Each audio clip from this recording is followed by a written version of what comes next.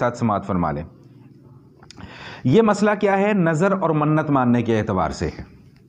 وما انفقتم من نفقۃ او نذرتم من نذر فان اللہ یعلم، کہ جو تم اللہ کے راستے میں مال خرچ کرتے ہو یا جو تم نظر اور منت مانتے ہو، اللہ جانتے ہیں کہ تمہارے دل کی نیت کیا ہے. اس حوالے سے 2-3 باتیں بڑی امپورٹنٹ ہیں، وہ سمجھ لیں. سب سے پہلی چیز تو یہ سمجھ لیں کہ نظر اور منت ہے کیا کہتے ہیں، کس چیز کا نام ہے یہ. نظر اور منت جو ہے، ہم کسی کام، اپنے کسی عمل کو کسی کام کے ساتھ مشروط کر دیتے ہیں کہ جی اگر میرا یہ کام ہو گیا تو میں یہ کروں گا. ٹھیک، مثال کے طور پہ اگر میرا یہ کام ہو گیا، فلاں کام ہو گیا، تو میں 2 رکعت نماز نفل پڑھوں گا. یہ نظر ہے، یہ منت ہے. اس حوالے سے جو سب سے اہم اور بنیادی چیز سمجھنے کی ہے وہ یہ کہ نبی علیہ الصلوۃ والسلام نے نظر اور منت ماننے سے منع فرمایا ہے، پہلی بات. اور دوسری بات یہ کہ اگر کسی نے نظر مان ہی لی ہے تو پھر اس کا پورا کرنا واجب ہے. میں نے نظر مان لی کہ جی اگر میرا فلاں کام ہو گیا تو میں 2 رکعت نماز نفل پڑھوں گا. پہلی بات تو یہ کہ مجھے اس کام کو، اپنے عمل کو اس کام کے ساتھ مشروط کرنا ہی نہیں چاہیے تھا. میں کوئی اللہ کے اوپر احسان کر رہا ہوں کہ جی اللہ اگر آپ نے میرا یہ کام کروا دیا تو میں 2 نفل آپ کے لیے پڑھ لوں گا. یہ ہم اللہ کے اوپر کوئی احسان کر رہے ہیں. وہ کرے نہ کرے اس کی مرضی ہے، وہ مالک ہے، خالق ہے. ہم کون ہوتے ہیں اس کو اپنے عمل کے ساتھ مشروط کرنے والے؟ یہی وجہ ہے کہ اللہ کے حبیب صلی اللہ تعالی وسلم نے نظر ماننے سے منع فرمایا کہ اللہ کو ان نذور کی، ان منتوں کی کوئی ضرورت نہیں ہے. لیکن اب چونکہ اگر میں نے یہ منت مان لی ہے، زبردستی اپنے اوپر ایک کام لازم قرار دے دیا ہے، تو اب حکم کیا ہے کہ اب جو نظر مانی ہے وہ پورا کرو. اگر میرا وہ کام ہو گیا تو مجھ پر لازم ہوگا کہ مجھے وہ 2 رکعت نماز نفل پڑھنے پڑیں گے. یہ مسئلہ سمجھ میں آ گیا؟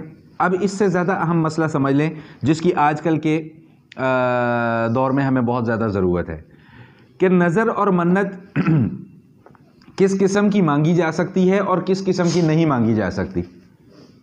اس میں پھر چند اہم نکات ہیں، وہ سماعت فرما لیں.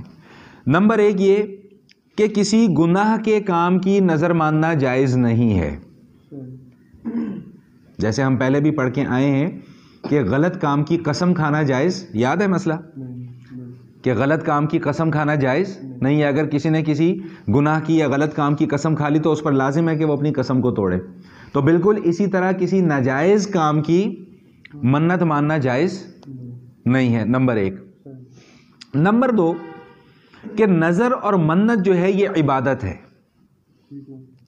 اور عبادت اللہ کے سوا کسی اور کی کرنا جائز نہیں. اس سے ہمیں یہ مسئلہ بھی معلوم ہو گیا کہ جو ہمارے معاشرے میں مختلف قسم کی لوگ نظریں مانتے ہیں کہ جی میں دیگ چڑھا دوں گا، میں چادر چڑھا دوں گا، میں فلاں کر دوں گا، میں ڈھمکانا کر دوں گا، تو یہ ساری کی ساری نظر اور منت جائز نہیں ہے، کیونکہ یہ اللہ کے لیے تو ہو ہی نہیں رہا. اور عبادت کس کے لیے کی جائے گی؟ صرف اور صرف اللہ کے لیے. نمبر 3 یہ مسئلہ بڑا اہم مسئلہ، یہ سمجھ لیں کہ نظر اور منت صرف ان اعمال کے اندر مانی جائے گی کہ جن اعمال کی پہلے سے شریعت کے اندر اجازت یا اباحت موجود ہے. نہیں سمجھ میں آئی یہ بات؟ مثال کے طور پہ اگر کسی نے کوئی نظر ماننی ہے تو وہ کیا مانے گا کہ اللہ میرا کام ہو گیا تو میں 2 رکعت نماز نفل پڑھوں گا. اب نماز تو آلریڈی فرض ہے، ٹھیک. یا پھر کوئی نظر ماننا چاہے تو وہ یہ مانے گا کہ اللہ اگر میرا فلاں کام ہو گیا تو میں ایک روزہ رکھ لوں گا. اب روزہ رکھنا بھی ہمارے اوپر فرض ہے، ایک عبادت ہے. یا کوئی آدمی یہ نظر مان لیتا کہ اللہ اگر میرا فلاں کام ہو گیا تو میں جو ہے وہ کوئی صدقہ و خیرات کروں گا.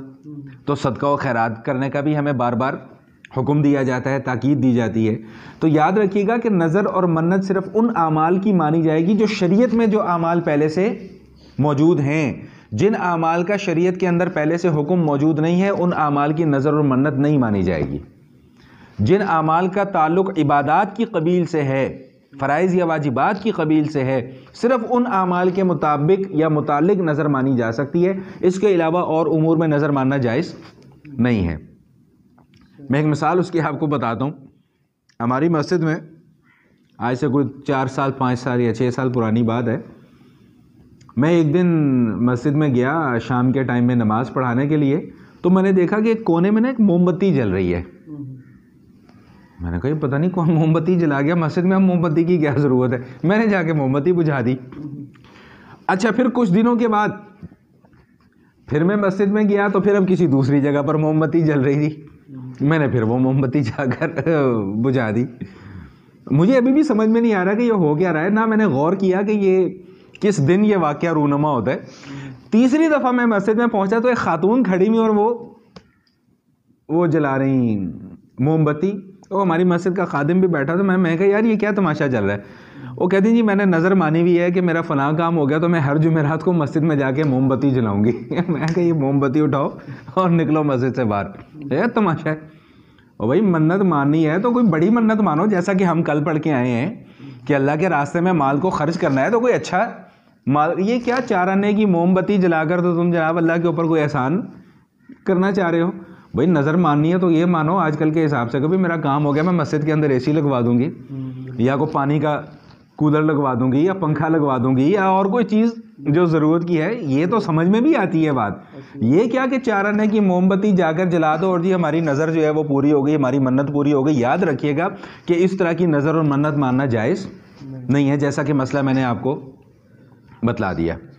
تو یہ مسئلہ اچھے طریقے سے سمجھ میں آ گیا کہ پہلی بات تو یہ کہ نظر ماننی نہیں چاہیے، دوسری بات یہ کہ اگر نظر مانی ہے تو پھر اس کا پورا کرنا واجب ہے، تیسری بات یہ کہ کسی گناہ کے کام کی نظر ماننا جائز نہیں ہے، اور چوتھی بات یہ کہ نظر صرف ان امور کے اندر مانی جا سکتی ہے کہ جن کا تعلق عبادات کی قبیل سے ہو، جو پہلے سے فرائض اور واجبات کے زمرے میں وہ احکام موجود ہوں، اور چوتھی اور آخری بات یہ کہ نظر اور منت جو ہے وہ یہ عبادت ہے، اور عبادت اللہ کے سوا کسی اور کی کرنا جائز نہیں ہے۔ یہی وجہ ہے کہ اس آیت کے آخر میں اللہ تعالیٰ جو جملہ ارشاد فرما رہے ہیں وہ کیا کہ وَمَا لِلظَّالِمِينَ مِنْ أَنصَارٍ، کہ ظلم کرنے والوں کا کوئی مددگار نہیں ہے۔ اور یاد رکھیے گا کہ ظلم میں سب سے بڑا ظلم جو ہے وہ اللہ کے ساتھ شرک کرنا ہے، اسی لیے اللہ تعالیٰ نے یہ جملہ یہاں پر بیان فرمایا کہ اگر تم کسی اور کے نام کی نظر اور منت مانو گے تو یہ شرک تصور کیا جائے گا۔ کسی اور کو خوش کرنے کے لیے، کسی اور کو راضی کرنے کے لیے اگر تم نظر یا منت مانو گے تو یہ شرک تصور کیا جائے گا، اور شرک کرنے والوں کو اللہ معاف نہیں فرمائے۔